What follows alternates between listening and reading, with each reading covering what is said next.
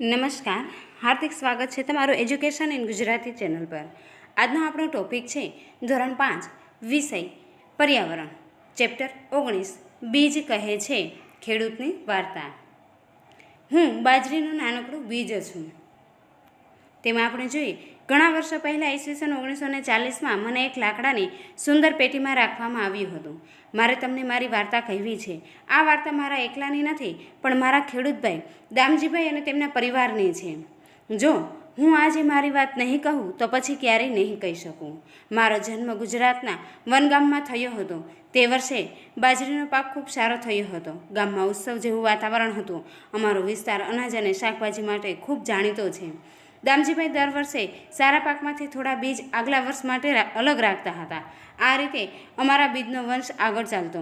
સુકાયેલી દૂધીને માટીનો લેપ લગાવી તેની અંદર સારા બીજને રાખવામાં આવતા હતા। પરંતુ આ વર્ષે દામજીભાઈએ અમારા બીજને રાખવા માટે નાના નાના ખાનાવાળી લાકડાની મજબૂત પેટી બનાવી। અમે જીવજંતુથી સાચવવા માટે અમારી સાથે લીમડાના પાંદડા રાખવામાં આવતા। બીજમાં પણ લીમડાના પાંદડા મૂકવામાં આવ્યા। જુદા જુદા બીજને જુદા જુદા ખાનામાં મૂકવામાં આવ્યા। તે સમયે દામજીભાઈ તેમના પિતરાઈ ભાઈઓ સાથે રહેતા હતા। તે ખૂબ મોટો પરિવાર હતો। ગામના લોકો એકબીજાની મદદ કરતા। જ્યારે ખેતીનો પાક તૈયાર થઈ જતો ત્યારે બધા ભેગા મળી કામ કરતા, સાથે સાથે ઉત્સવ મનાવતા। તે સમયના ખોરાકની આ વાત છે। શિયાળાના તાજા શાકભાજીમાં મસાલા ભરી તેને એક માટલામાં ભરવામાં આવતા હતા। માટલાને ચુસ્ત રીતે બંધ કરવામાં આવતું। પછી કોલસાના અંગારામાં માટલાને ઊંધું મૂકી તેને પકાવવામાં આવતું। આ ખાસ પદ્ધતિથી માટલામાં તૈયાર થયેલા શાકને દેશી ઉંબાડિયું કહેવામાં આવે છે। હવે આપણે જોઈએ શિક્ષક માટે। પ્રકરણની શરૂઆત કરતાં પહેલાં વિદ્યાર્થીઓએ પોતાના અનુભવ કહે તે માટે તેને પ્રોત્સાહિત કરવા। બાજરી એક ઉદાહરણ છે। વિદ્યાર્થીઓ પોતાના વિસ્તારમાં ઉગાડવામાં આવતા પાક અને શાકભાજીમાં શું શું બદલાવ આવ્યો છે તે કહી શકે છે। તે માટે અવલોકન કરવા પ્રેરિત કરો। ઊંધિયાની સાથે માટીના ચૂલા પર બનાવેલ બાજરીના રોટલા ખાવામાં આવે છે। કેવો અદ્ભુત સ્વાદ! તેની સાથે ઘરમાં બનાવેલ માખણ, ઘી અને છાશ પણ હોય છે। ખેડૂતો ઋતુ પ્રમાણે જુદા જુદા પ્રકારના અનાજ અને શાકભાજી ઉગાડે છે। ખેડૂતો પોતાની જરૂરિયાત પ્રમાણે અનાજ શાકભાજી ઘરમાં રાખી બાકીના શાકભાજી શહેરમાં વેપારીને વેચી દેતા હતા। અનાજ અને શાકભાજી સિવાય ક્યારેય કપાસ પણ ઉગાડવામાં આવતો। કપાસમાંના રૂને રેટિયા ઉપર કાતવામાં આવતું અને તેમાંથી તૈયાર થયેલ સૂતરમાંથી કાપડ બનાવવામાં આવતું। હવે આપણે જોઈએ કહું તો તેમાં છે કે શું તમારા ઘરમાં રોટલી બને છે તે કયા અનાજમાંથી બને છે? તો કે હા, અમારા ઘરમાં રોટલી બને છે અને તે ઘઉંમાંથી બનાવવામાં આવે છે। તમે બાજરી કે જુવારના રોટલા ખાધા છે? તમને કેવા લાગે છે? તો કે હા, મેં બાજરી અને જુવાર બંનેના રોટલા ખાધા છે। તે ખૂબ મીઠા લાગે છે। ઊંધિયા જેવું શાક તમારે ત્યાં બનાવવામાં આવે છે? તેમાં કયા કયા શાકભાજીનો ઉપયોગ થાય છે? તો કે હા, ઊંધિયા જેવું શાક અમારે ત્યાં બનાવવામાં આવે છે અને તેમાં લગભગ બધી શાકભાજીનો ઉપયોગ અમે કરીએ છીએ। શોધી કાઢો અને લખો કે તમારા ઘરમાં અનાજ અને કઠોળના જીવજંતુઓથી રક્ષણ કરવા તેમાં શું કરવામાં આવે છે? તો તેમાં છે કે અમારા ઘરમાં અનાજ અને કઠોળનું જીવજંતુઓથી રક્ષણ કરવા બચાવવા માટે તેને સમય સમય પર તડકામાં સુકાવવામાં આવે છે અને તેને બંધ ડબ્બામાં રાખવામાં આવે છે। જુદી જુદી ઋતુઓમાં ખેતીને સંબંધિત કયા કયા તહેવાર ઉજવવામાં આવે છે અને તેમાંથી કોઈ પણ એક તહેવાર વિશે જાણકારી ભેગી કરી અને લખો। જેમ કે તહેવારનું નામ, તે કઈ ઋતુમાં ઉજવવામાં આવે છે, તે કયા કયા રાજ્યોમાં ઉજવાય છે, તે ખાસ પ્રકારની વાનગીઓ વપરાય છે અને તે તહેવારને કેવી રીતે ઉજવવામાં આવે છે અને બધા સાથે મળી કે પોતપોતાના ઘરમાં ઉજવવામાં આવે છે। તેમાં આપણે જોઈએ કે જુદી જુદી ઋતુ પ્રમાણે ખેતીને સંબંધિત અનેક તહેવારો ઉજવવામાં આવે છે। તેમાં આપણે જોઈએ કે એક તહેવાર છે લોહડી। તો કે તે છે શિયાળાની ઋતુમાં 13 જાન્યુઆરીએ ઉજવવામાં આવે છે અને તે છે કેટલાય અલગ અલગ રાજ્યોમાં અલગ અલગ નામથી તેને ઉજવવામાં આવે છે। દાખલા તરીકે આપણે જોઈએ કે તે તમિલનાડુમાં પોંગલ, કર્ણાટકમાં એલાબોલા અને પંજાબમાં લોહડીના નામથી તેને ઉજવવામાં આવે છે। અને આ તહેવારમાં છે એ અલગ અલગ રાજ્યમાં અલગ અલગ રીતે ખાવા પીવાનું બનાવવામાં આવે છે। દાખલા તરીકે આપણે જોઈએ કે બધે છે ગોળ અને તલ છે તે લગભગ બધા જ રાજ્યોમાં ખાવામાં આવે છે અને પંજાબમાં લોકો છે એ હળી મળીને આ તહેવાર ઉજવે છે। એવી રીતના અનેક રાજ્યોમાં છે તે કોઈ પણ એક પરિવાર અથવા તો કોઈ એક આખું ગામ ભેગું મળી અને ઉજવે છે। તેવી રીતના આપણે જોઈએ કે ગુજરાતમાં છે તે આ તહેવારે છે તે પતંગ ઉડાડવામાં આવે છે। તો આવી રીતના છે કે અલગ અલગ રાજ્યોમાં અલગ અલગ રીતે તહેવાર ઉજવાય છે. પછી આપણે જોઈએ કે તમારા પરિવારમાં વડીલો સાથે વાત કરો અને જો પહેલાં કોઈ ખાસ વાનગી બનાવતી હોય છે અત્યારે બિલકુલ બનતી નથી તો તેના વિશે જાણો.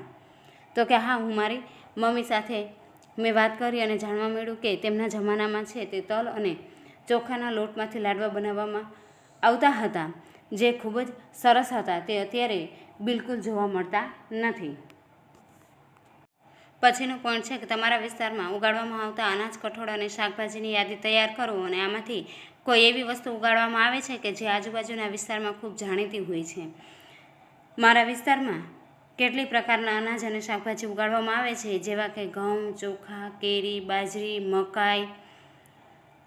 આમાંથી કેરી છે એ દૂર દૂર સુધી પ્રસિદ્ધ છે, મશહૂર છે. હવે આપણે જોઈએ કે જે આ ચિત્રો આપેલા છે તો કે શું તમે આ બીજને ઓળખો છો? તો કે હા, હું આ બીજને ઓળખું છું. તેમાં પહેલું છે એ મકાઈનું છે, બીજું સરસવનું છે, ત્રીજા નંબર ઉપર છે તે ઘઉં છે અને ચોથું છે તે બાજરીના બીજ છે.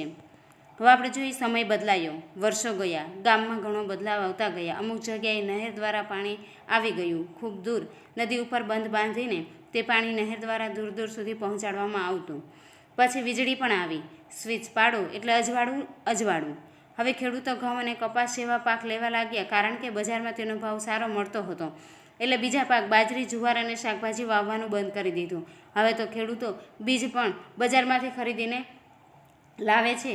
લોકો કહે છે કે આ નવું બીજ છે, ઉત્પાદન સારું થાય છે, એટલે જૂના બીજ રાખવાની કોઈ જરૂર નથી. હવે ગામના લોકો સાથે મળીને રાંધીને કોઈ ખાસ દિવસો પર જ સાથે જમતા હતા. જ્યારે તેઓ સાથે જમતા તેઓ જૂના દિવસો યાદ કરતા હતા. તે સમયે ખેતરના તાજા શાકભાજી અને અનાજમાંથી બનતો ખોરાક કેવો સ્વાદિષ્ટ હતો. જ્યારે બીજ જ બદલાઈ ગયા તો ખોરાકનો સ્વાદ કેવી રીતે રહે? દામજીભાઈ હવે વૃદ્ધ થઈ ગયા હતા. તેમનો પુત્ર હસમુખ ખેતર અને પરિવારનું ધ્યાન રાખે છે. હસમુખ ખેતી દ્વારા જ ખૂબ પૈસા કમાય છે. તેણે જૂનું ઘર ફરી નવું બનાવડાવ્યું. તેણે ખેતી માટે નવા નવા યંત્રો ખરીદ્યા, કૂવામાંથી પાણી કાઢવા મોટર પંપ લગાવ્યો, શહેરમાં આવવા જવા માટે મોટરસાયકલ ખરીદી, ખેતર ખેડવા માટે ટ્રેક્ટર પણ વસાવ્યું. બળદોને જે કામ કરતા ઘણા દિવસ લાગતા હતા તે કામ ટ્રેક્ટર એક જ દિવસમાં કરી શકે છે. હસમુખ કહે છે, અમે ખેતી સમજી વિચારીને કરીએ છીએ. અમે ખેતરમાં એ જ ઉગાડીએ છીએ કે જેના ભાવ બજારમાં સારા મળતા હોય. ખેતીમાં થતા નફાથી અમારું જીવન ધોરણ સુધરે છે અને ધીમે ધીમે પ્રગતિ તરફ આગળ વધીએ છીએ. લાકડાની પેટીમાં ભૂલાઈને પડેલા મને અને બીજને શંકા હતી, શું આ પ્રગતિ છે?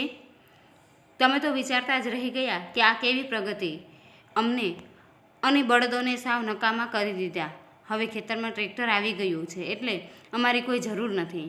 સાથે ખેતરમાં કામ કરતા લોકો પણ બેરોજગાર થઈ ગયા. તેઓ કેવું કામ કરીને પૈસા કમાશે? તેઓ શેના પર જીવશે? હવે આપણે આગળ જોઈએ, ચર્ચા કરો. તેમાં પોઈન્ટ પહેલો છે, બાજરીના બીજે દામજીભાઈ અને હસમુખભાઈની ખેતી કરવાની પદ્ધતિમાં તફાવત જોયો, જેમ કે સિંચાઈ, ખેતર ખેડવું વગેરે. આ તફાવત ક્યાં હતા? તો તેમાં છે કે દામજીભાઈ અને હસમુખભાઈ બંને જુદી જુદી રીતે ખેતી કરતા હતા. દામજીભાઈ ખેતીની પરંપરા અપનાવે છે. તે ખેતરમાં હળનો ઉપયોગ કરે છે અને તે પહેલેથી જ ભેગું કરેલું અનાજ છે, પહેલેથી સાચવી રાખેલું જે એનું બીજ છે તે અનાજનો બીજ તરીકે ઉપયોગ કરે છે. અને તે છે કે તેની બિલકુલ એકદમ વિરુદ્ધમાં હસમુખભાઈ છે તે આધુનિક ખેતીની રીત છે તે અપનાવે છે. તેણે પોતાના ખેતરમાં ટ્રેક્ટરથી ખેતી કરે છે અને તેણે સારા એવા અનાજની બજારમાંથી ખરીદી કરે અને તે ખેતરમાં વાવે છે અને ખેતરમાં સારું એવું ખાતર, રસાયણ છે તે નાખે છે અને તેમણે તે અનાજની ખેતી છોડી દીધી અને જે સારી કિંમતની ન હતી. પછી આપણે જોઈએ કે હસમુખ કહેતો કે ખેતરમાંથી થયેલા નફાની અમે પ્રગતિ કરી શકીએ છીએ. પ્રગતિથી તમે શું સમજ્યા? હસમુખ કહેતો હતો કે ખેતરમાંથી થયેલા નફાથી અમે પ્રગતિ કરીએ છીએ. પ્રગતિનો મતલબ વધારે પૈસા કમાવા, ખૂબ જ સરસ જીવનશૈલી અને સુવિધાઓ હોય છે. લોકો પાસે આધુનિક સુખ સુવિધાઓ અને બાળકોને સારી સ્કૂલમાં ભણાવવા, એ બધું છે તે પ્રગતિ છે. હવે જોઈએ કે તમે તમારા ગામ કે વિસ્તારની કેવા પ્રકારની પ્રગતિ જોવા માંગો છો. તો હું છે મારા ગામની પ્રગતિ, જેમ કે 24 કલાક વીજળી, સારા મકાન, સારી એવી સ્કૂલ કોલેજ હોય, પછી ગામમાં સારી એવી હોસ્પિટલ હોય, મોટો બધી બગીચો હોય અને ગામના બધા લોકોને રોજગારની તકો મળે, એવી પ્રગતિ જોવા માગું છું, ઈચ્છું છું. હવે આપણે જોઈએ વધુ અને વધુ ખર્ચાવું. છેલ્લા 20 વર્ષમાં તો વધુ ને વધુ બદલાવ આવવા લાગ્યો હતો. ગાયો અને બળદ વગર ખેતરમાં છે એ ખાતર માટે છાણ પણ હતું નહીં. હસમુખે મોંઘા ખાતર ખરીદવા પડતા હતા. નવા પ્રકારના બીજ એવા હતા કે પાકને જીવજંતુઓ સરળતાથી નુકસાન કરતા હતા. પાકને જીવજંતુઓથી બચાવવા માટે દવાઓનો છંટકાવ પણ કરવો પડતો હતો. હવે આપણે જોઈએ શિક્ષક માટે. છેલ્લા વર્ષમાં ખેતી કરવામાં કેવા ફેરફારો થતા હતા, તેના માટે કયા કારણો હોઈ શકે તે બાળકોના અનુભવને આધારે ચર્ચા કરો. વર્તમાનપત્રમાં આવતા ખેતીના અહેવાલનો પણ ઉપયોગ થઈ શકે. અરે, તેની ગંધ કેવી ખરાબ છે. અને હસમુખના મોટાભાગના પૈસા દવા, ખાતર અને બિયારણ પાછળ ખર્ચ થવા લાગ્યા. નહેરના પાણી પણ ઓછા થવા લાગ્યા. બધા ખેડૂતો જમીનમાં ઊંડે સુધી બોરવેલ કરી મોટર પંપથી પાણી ખેંચવા લાગ્યા. ખર્ચા ઉપર ખર્ચા વધતા ગયા. ખર્ચને પહોંચી વળવા માટે બેંકમાંથી લોન લેવામાં આવતી. જે નફો થતો તે લોન ભરવામાં જતો રહેતો. મોટાભાગના ખેડૂતો કપાસની ખેતી કરતા હતા, એટલે કપાસના ભાવ પહેલાં જેવા જ ઊંચા ન હતા. જમીન પણ પહેલાં જેવી જ ન હતી. એકનો એક જ પાક લેવાથી તથા રાસાયણિક ખાતરો અને જંતુનાશક દવાઓના ઉપયોગથી જમીનને એટલું નુકસાન થયું હતું કે હવે ત્યાં કંઈ સારું ઉગી શકે તેમ ન હતું. ફક્ત ખેતી પર ગુજરાન ચલાવવું હવે ખૂબ જ મુશ્કેલીભર્યું બન્યું હતું. હસમુખ હવે પહેલાં જેવો નથી રહ્યો. તે સતત ચિંતામાં અને ગુસ્સામાં રહેતો. તેનો ભણેલો દીકરો પરેશ ખેતી કરવા માંગતો નથી. બેંકની લોન પૂરી કરવા તે ટ્રકનો ડ્રાઈવર બની ગયો. તે ઘણી વખત મોડી રાત સુધી ઘરે ન આવતો. ક્યારેક 3-4 દિવસ સુધી બહાર રહેતો. એક દિવસ તે ઘરમાં કંઈક શોધી રહ્યો હતો. તેણે તેની માતાને પૂછ્યું, બા, દાદાજીની લાકડાની પેટી જેમાં બીજ રાખતા હતા તે ક્યાં છે? તે ટ્રકના સાધનો મૂકવા કામ આવશે. હવે તેમને સમજાયું ને મેં શા માટે મારી વાર્તા કહી. ચર્ચા કરો અને વિચારો. તો કે હસમુખના ખેતરનું થોડા વર્ષો પછી શું થઈ ગયું? તો કે હસમુખના ખેતરમાં છે રાસાયણિક ખાતરો અને જંતુનાશક દવાઓના વપરાશથી જમીનને છે ઘણું બધું નુકસાન થયું હતું. હવે ત્યાં સારું અનાજ ઉગી શકે તેમ ન હતું. ફક્ત ખેતર ઉપર ગુજરાન ચલાવવું પણ ખૂબ મુશ્કેલીભર્યું હતું. હવે આપણે જોઈએ શિક્ષકો માટે. વિદ્યાર્થીઓ પ્રગતિ અને વિકાસ વિશે શું સમજીએ. આ બાબત વિદ્યાર્થીઓ પોતાના શબ્દોમાં વિચારી શકે તે માટે પ્રોત્સાહિત કરો. આ સાથે દુનિયામાં થઈ રહેલી ચર્ચાઓને પણ જોડવી, જેમ કે વિકાસશીલ દેશોમાં ખેડૂતોની જરૂરિયાતો, પરંપરાગત બિયારણ, ખેતીને બચાવવાના ઉપાયો, કુદરતી ખાતરો અને દવા વગેરે ઉપર કોનો અધિકાર, ખેડૂતોનો કે મોટી મોટી વિદેશી કંપનીઓનો? હવે આપણે જોઈએ પોઈન્ટ કે દામજીભાઈના દીકરા હસમુખે તેના પિતાજીની જેમ ખેડૂત બનવાનું પસંદ કર્યું. હસમુખનો દીકરો પરેશ ખેડૂત ન બનતા ટ્રક ચલાવી રહ્યો છે. તેણે આવું શા માટે કર્યું? તો તેમાં જોઈએ કે દામજીભાઈના દીકરાએ હસમુખે તેના પિતાજીની જેમ ખેડૂત બનવાનું પસંદ કર્યું, પરંતુ હસમુખભાઈનો જે દીકરો છે પરેશ, તે ખેડૂત ન બનતા ટ્રક ચલાવી રહ્યો છે. કારણ કે વધારે પડતું ખાતર અને રાસાયણના ઉપયોગથી અને એક જ ફસલ એટલે કે પાક છે તે વારંવાર ઉગાડવાના કારણે ખેતરની છે જે ઉત્પાદન શક્તિ છે તે ઓછી થઈ જાય છે. અને તેને કારણે ખેડૂતો દ્વારા કપાસનું વાવેતરના કારણે તેમની કિંમત પણ ઓછી મળતી હતી. અને આને હિસાબે તેને છે જે બેંકમાંથી લોન લીધી હતી તે પણ ભરવી ખૂબ મુશ્કેલ થઈ ગઈ હતી. તેમનું જીવન છે તે જીવવું અશક્ય બની ગયું હતું. આ બધું જોઈ અને હસમુખભાઈનો દીકરો છે પરેશ, તે ખેતી કરતો નથી અને તે છે ટ્રક ચલાવે છે. પોઈન્ટ બીજો છે કે બીજને લાગતું હતું કે હસમુખની સાથે જે થયું તે પ્રગતિ નથી. તમને શું લાગે છે? તો કે હા, હું માનું છું કે બીજનો શક છે એ સાચો હતો. ખેતીની નવી પદ્ધતિથી ખેતરમાં બીજે જે પ્રાકૃતિક સંસાધનોનું શોષણ થાય છે અને જેને કારણે ખેતીની જે ઉત્પન્ન શક્તિ, ઉર્વરા શક્તિ છે તે ખોઈ બેસે છે અને તે ખેતી છે તે ધીરે ધીરે બંજર થઈ જાય છે. અને એક મશીન છે એ માણસથી વધારે કામ કરે છે, પરંતુ તે કેટલાય લોકોને બેરોજગાર પણ થઈ જાય છે. અંતઃ તે એક તરક્કી લાગે છે, પણ તે વાસ્તવમાં તરક્કી નથી. પોઈન્ટ પછીનો છે કે શું તમારી આસપાસ એવો કોઈ બદલાવ થાય છે કે જેને પ્રગતિ થઈ એવું કહેવું મુશ્કેલ હોય? જો હા, તો તે બદલાવ કયો છે?